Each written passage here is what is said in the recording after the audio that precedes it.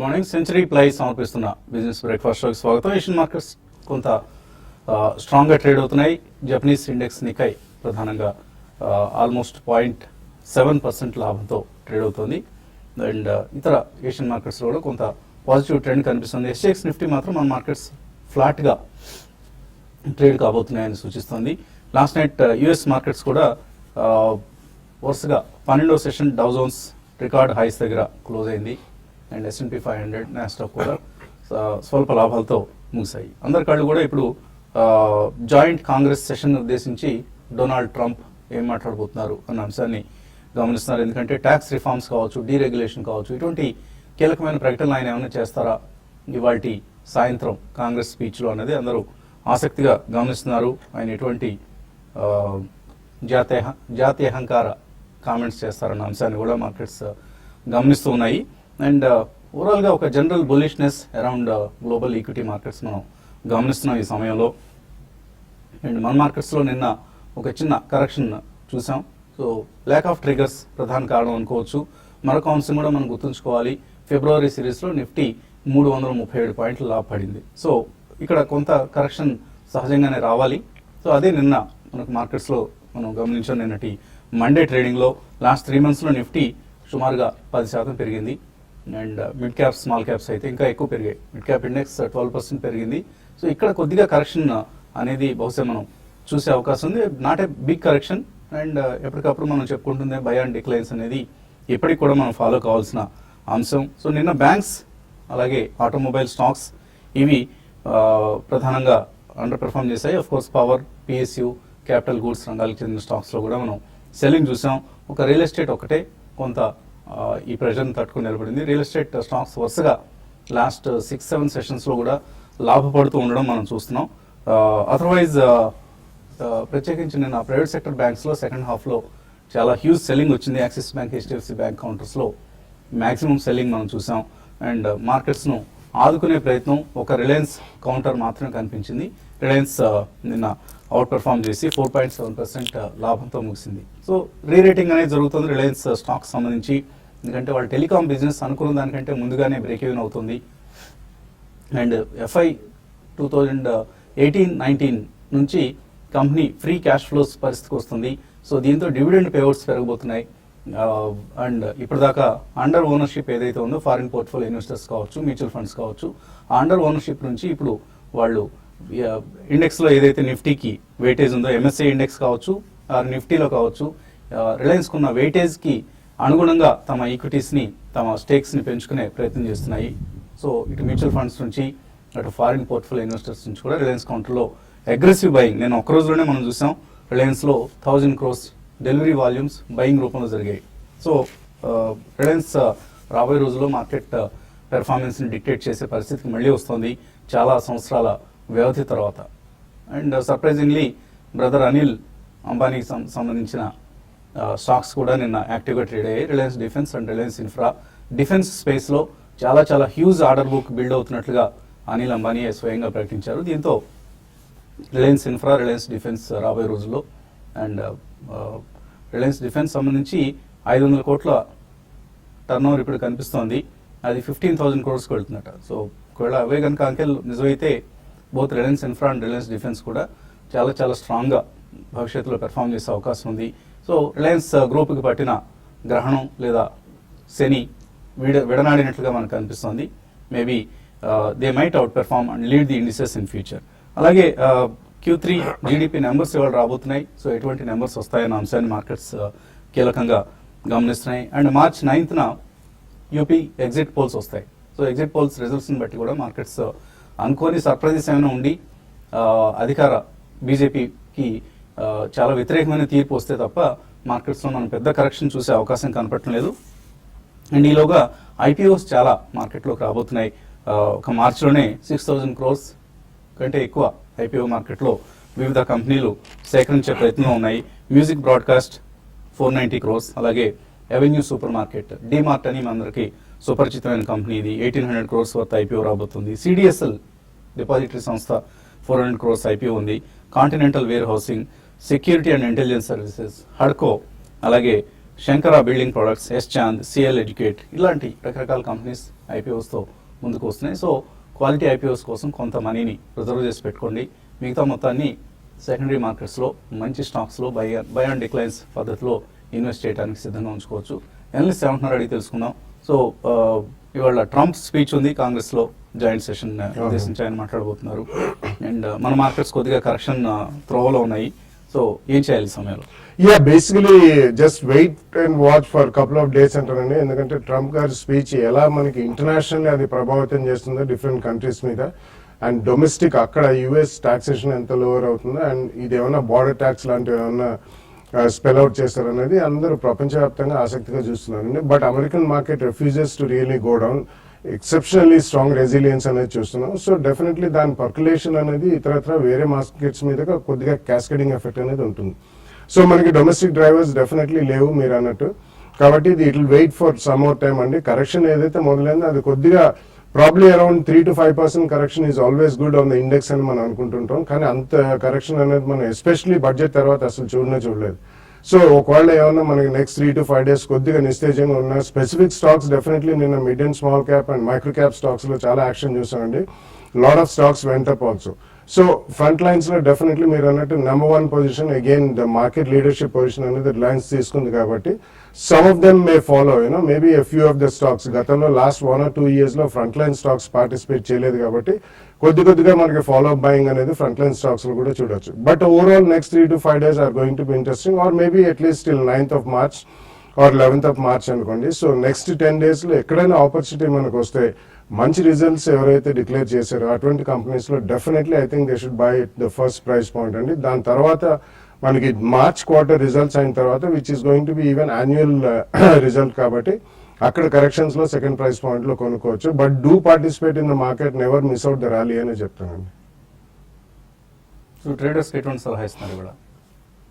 Markets ఈ రోజు మళ్ళీ ఫ్లాట్ గానే ఉండే అవకాశం ఉంది. నిన్నటి రోజు చూసాము మార్నింగ్ అంతా కూడా ఫ్లాట్ గా ఉన్నా కూడా సెకండ్ హాఫ్ లో లాస్ట్ 1 hour లో సెల్లింగ్ అనేది, ముఖ్యంగా బ్యాంక్ నిఫ్టీలో సెల్లింగ్, తర్వాత కొన్ని ఇంతకుముందు లాస్ట్ కొన్ని రోజులుగా బాగా పెరిగిన స్టాక్స్, ఇండెక్స్ బేస్డ్ స్టాక్స్ ఏవైతే ఉన్నాయో ఓవర్ బాట్ జోన్ లో ఉన్నాయో వాటిలో సెల్లింగ్ చూసాము. ఇంకా కొన్ని రోజులు ఇదే విధమైన సెల్లింగ్ అనేది రావచ్చు. అయితే నిన్న కొన్ని మిడ్ క్యాప్ స్టాక్స్ లో బయింగ్ కనపడింది. అంటే మార్కెట్ బెట్ మాత్రం నిన్న కూడా నెగిటివ్ గా ఉంది. కాబట్టి ఇటువంటి ట్రెండ్ అనేది ఒక ఫ్యూ డేస్ కొనసాగడానికి అవకాశాలు ఉన్నాయి. ఈ రోజు కూడా మార్కెట్స్ కొంత వీక్నెస్ అనేది రావచ్చు. హయ్యర్ లెవెల్స్ లో ఈ రోజు సెల్ చేయమనే చెప్తాను. ఎందుకంటే నిన్నటి రోజు చూసాం మనకి లాస్ట్ వరకు కూడా రికవరీ లేదు. తర్వాత ఎఫ్ఐఎస్ నుంచి కూడా కొంత నెగిటివ్ మనకి ఈక్విటీలో డెలివరీ బేస్డ్ సెల్లింగ్ అనేది ఉంది. అయితే డొమెస్టిక్ ఫండ్స్ నుంచి బయింగ్ ఉన్నా కూడా కొంచెం మార్కెట్స్ ఒక చిన్న కరెక్షన్ అనేది మార్కెట్స్ ఇక్కడ రావచ్చు. అది కూడా మార్కెట్స్కి హెల్దీగా ఉంటుంది. ప్రస్తుతం అయితే ఈ రోజు విషయానికి వస్తే టాటా స్టీల్ని హయ్యర్ లెవెల్స్లో సెల్ చేయమంటాను.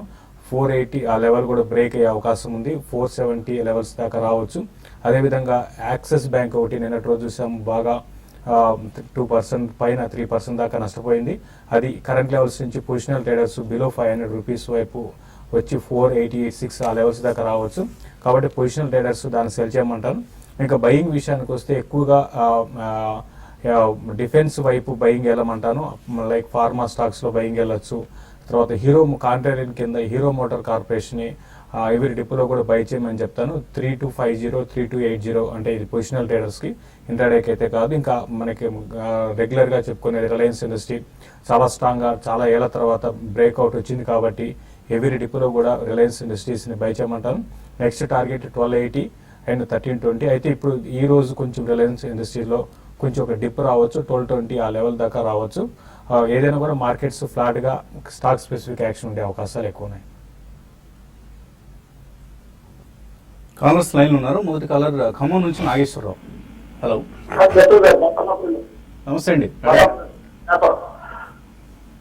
అదేండి నాగేశ్వరరావు. బల్లార్పూర్ ఇండస్ట్రీస్ కొనాలనుకుంటున్నారా? కొన్నారా ఈ స్టాక్ ని మీరు? ఆల్రెడీ కొన్ని తీసుకున్నారు, ఇంకా కొన్ని షేర్లు తీసుకుందాం అనుకుంటున్నారు. బల్లార్పూర్ ఇండస్ట్రీస్ తీసుకోవచ్చా? I think Ballari is facing some specific problems అండి. అంటే గతంలో వాళ్ళు షట్ డౌన్ చేశారు some of the plants, and ఇప్పుడు కూడా I don't think they come out of all the problems. But recently paper industry కొద్దిగా ఇంట్రెస్ట్ అనేది జనరేట్ అయింది. ఓవరాల్ గా మార్కెట్ లో. కాబట్టి చాలా స్టాక్స్ అనేది మూవ్ అయ్యాయండి. So probably you can go with maybe West Coast or Sesha, ఇటువంటివి బెటర్. బల్లార్పూర్ మీరు ప్రైస్ పాయింట్ చూసి అట్రాక్ట్ అవుతున్నారేమో, but that's not a good idea when the company is facing problems. ఈ కారణం వలన I think it's better to avoid. మీరు ఏదైనా trader అయితే ప్రాబ్లీ అది one of the leaders or probably the leader in paper, కాబట్టి you may take a bet. కానీ ఎక్కడైనా కానీ మీరు స్టాప్ లాస్ స్ట్రిక్ట్ గా పెట్టుకుని it's more better to trade in that stock rather then to purely invest. Okay అండి, తర్వాత ఈ caller Visweswararao. Hello hello hello అడండి విశ్వేశ్వరరావు. సార్ నమస్తే సార్. నమస్తే, అడగండి. సార్ నేను లూమెక్స్ ఇండస్ట్రీ 414 రూపాయల్లో కొన్నాను. ప్రస్తుతం 13.53 ఉంది. అది ఏం చేయాలండి? Lumax industries. ఒకటే లూమాక్స్ ఇండస్ట్రీస్ ని మీరు హోల్డ్ చేయండి. అంటే మీరు అంటే 400 లో కొన్నారు, మంచి ప్రాఫిట్ లో ఉన్నారండి. మీకు ఆల్రెడీ చూసుకుంటే ఒక 200% పైన మీకు లాభాల్లో ఉన్నారు. ఇంకా ఇది పెరిగే అవకాశాలే ఉన్నాయి. ఫండమెంటల్స్ చాలా స్ట్రాంగ్ ఉన్నాయి. మీరు చూస్తుంటే నిన్నటి రోజు కూడా 10% దాకా ఈ స్టాక్ లో మూవ్ చూసాము. న్యూ హైస్ వైపు వెళ్ళి ఇది 1500 అండ్ 1600 వైపు కూడా వెళ్ళొచ్చు. అది ఇదంతా కూడా ఏంటంటే కొంత టైం పట్టవచ్చు. ఏదైనా కూడా మంచి స్టాక్ లో ఉన్నారు, మంచి ప్రాఫిట్ లో ఉన్నారు. ప్రాఫిట్ రన్ చేయండి. ఫండమెంటల్స్ పరంగా కూడా స్టాక్ బాగానే ఉంది. అయితే at the same time profit కూడా బుక్ చేసుకోవడం మర్చిపోకండి. ఎందుకంటే కంటిన్యూగా పెరిగింది కాబట్టి మధ్యలో దీనికి ఎక్కడో ఒక చోట బ్రేక్ పడవచ్చు. క్లోజర్గా 1500, 1600 మధ్యకి వచ్చినప్పుడు దీంట్లో మీరు ఈవెన్ లాంగ్ టర్మ్ అయినా కూడా ప్రాఫిట్ బుక్ చేసుకోమని చెప్తానండి. ఓకే అండి, ఇంకా కాల్స్ అలాగే మెయిల్స్ తీసుకోబోయే ముందు కాసేపు ప్రకటనలు.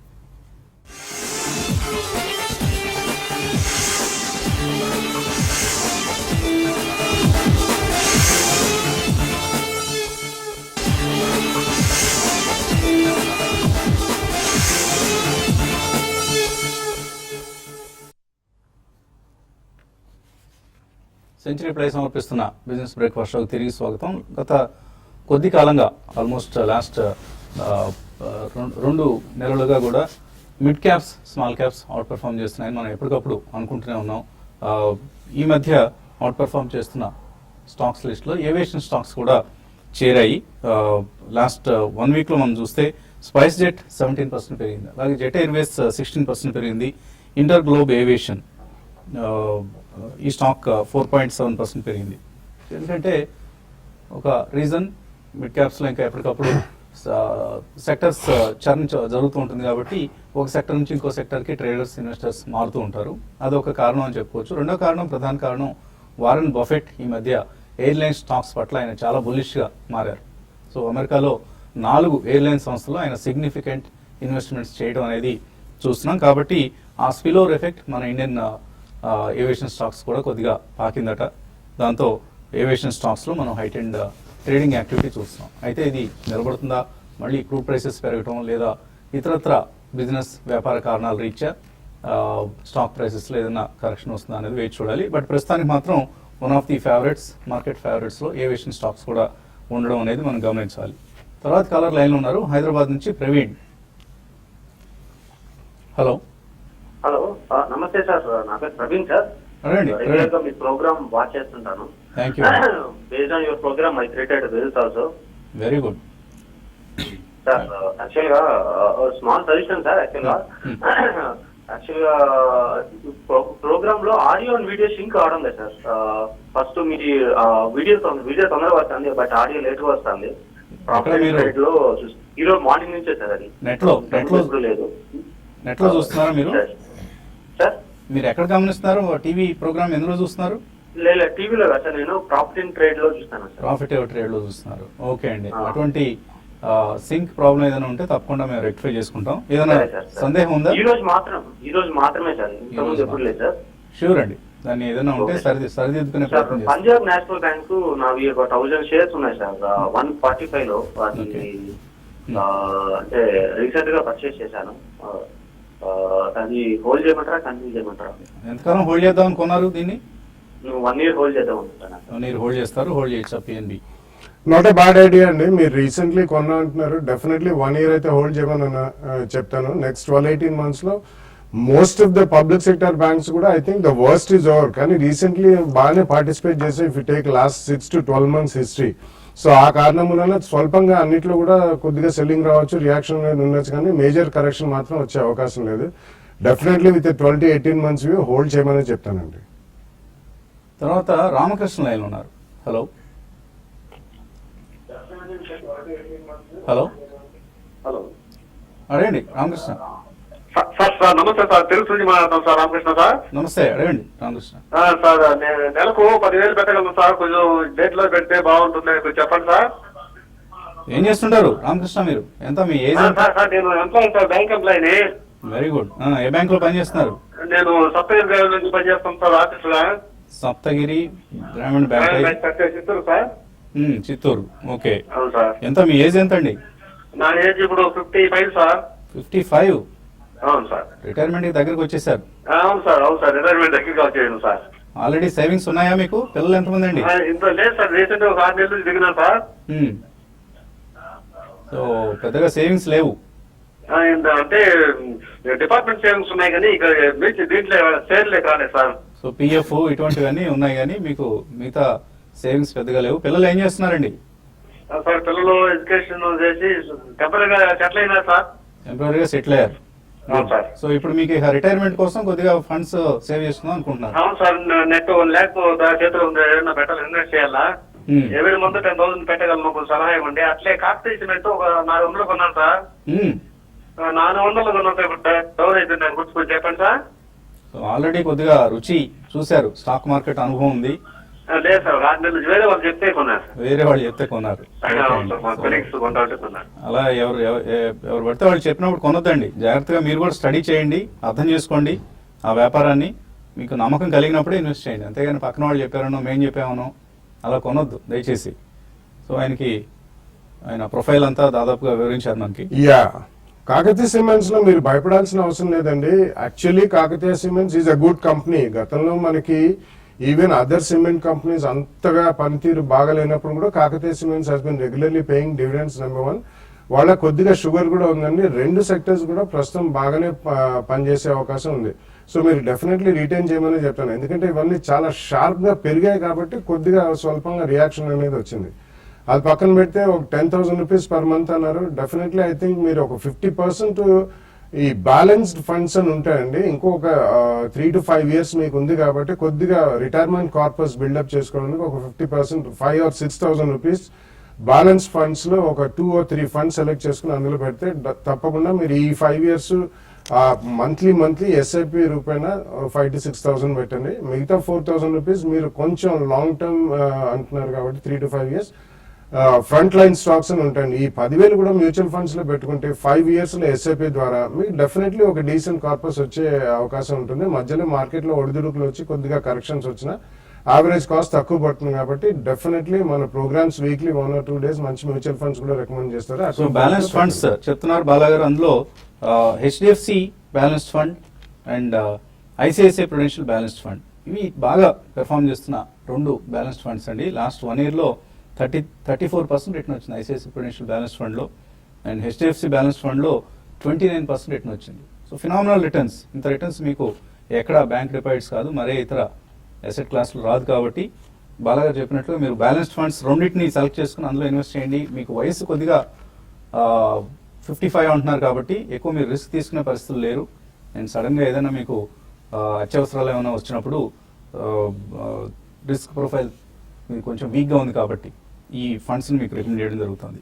అలాగే ఇంకా కాలర్స్ లైన్లో ఉన్నారు, కానీ ఒక మెయిల్ చదివి కార్యక్రమాన్ని ముగిద్దాం. కుమార్ రావు మ్యాంగ్లూరు నుంచి అడుగుతున్నారు, మన కార్యక్రమం రోజు ఇంట్లో లేకపోయినా కూడా మొబైల్లో జియో టీవీని వాడుకొని చూస్తున్నారట. థ్యాంక్ యూ వెరీ మచ్ అండి. కాకపోతే మన అనలిస్ట్ ఇచ్చే పొజిషనల్ కాల్స్ ఏవైతే ఉన్నాయో వీటిని F&Oలో కొనాలా, క్యాష్లో కొనాలా? అంటే పొజిషనల్ కాల్ అంటే F&Oలోనే కొనాల్సి ఉంటుందండి. ఎందుకంటే మనం షార్ట్స్ కూడా ఇస్తాం కాబట్టి క్యాష్లో మీరు ఎటు షార్ట్ సేల్ చేయలేరు కాబట్టి మీరు F&Oలోనే కొనాలి అండి. సో బయింగ్ రికమెండేషన్ ఇచ్చినప్పుడు బయింగ్ రికమెండేషన్ వాళ్ళ ఇష్టం, వాళ్ళ టైం బట్టి ఉంటుంది. వాళ్ళు ఒకవేళ అదే డెలివరీ బేస్డ్ బయింగ్ చేసుకొని కొన్ని రోజుల పాటు వెయిట్ చేయగలిగితే డెలివరీ కూడా డెలివరీలో కొనుక్కోవచ్చు అండి. వాళ్ళ ఇష్టాన్ని బట్టి ఉంటుంది అది. అండ్ ఆయన ఒక స్పెసిఫిక్ స్టాక్ గురించి కూడా అడుగుతున్నారు. ఎన్ఎండిసి మార్చ్ ఫ్యూచర్స్ కొన్నారు 143లో, 150 అవుతుందా? కానీ 150 అవుతుంది, బట్ టైం పట్టొచ్చు అండి. ఇప్పుడు ఎందుకంటే ఇలా మనకి చూసాము లాస్ట్ సిరీస్ దాని ముందు సిరీస్ కంటిన్యూగా పెరుగుతూ వచ్చేసే మైనింగ్ తర్వాత మెటల్స్ స్టాక్స్. కాబట్టి ఎన్ఎండిసి కొంచెం ఈ లెవెల్ ఆగడానికి అవకాశం ఉందండి, ఎందుకంటే 144, 145 అనేది రెసిస్టెన్స్ జోన్. మీరు హోల్డ్ చేయండి, ర్యాలీస్లో ఎగ్జిట్ కావడానికి ప్రయత్నం చేయండి అండి. ఇంకా చాలా చాలా మెయిల్స్ ఆల్మోస్ట్ రోజు వచ్చేదానికి రెట్టింపు సంఖ్యలో మెయిల్స్ ఉన్నాయి, ఇవాళ ఎందుకో తెలియదు మరి. వీటన్నిటిని కూడా మనం యూట్యూబ్ ప్రసారంలో కలుసుకున్న వెంటనే చదివే ప్రయత్నం చేద్దాం. అండ్ ఒక చిన్న విరామం తర్వాత మళ్ళీ profityourtrade.in ఈ వెబ్సైట్ ద్వారా మనం యూట్యూబ్ కార్యక్రమంలోకి వెళ్ళిపోదాం. Keep watching TV5.